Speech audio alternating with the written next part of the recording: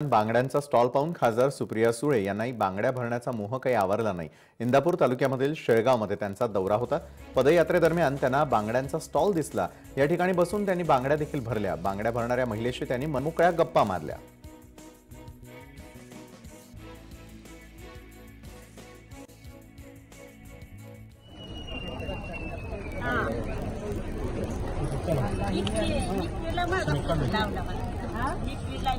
विक्रीला लावला होता ना त्याला पटा पुढे सबाय आम्हाला अगोदर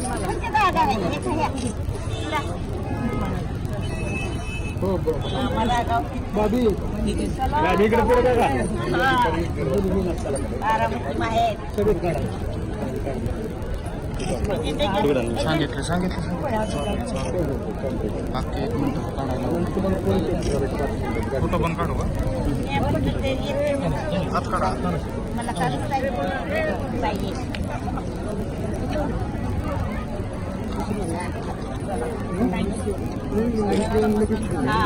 घरच्यांना सांगा सगळ्यांना सांग।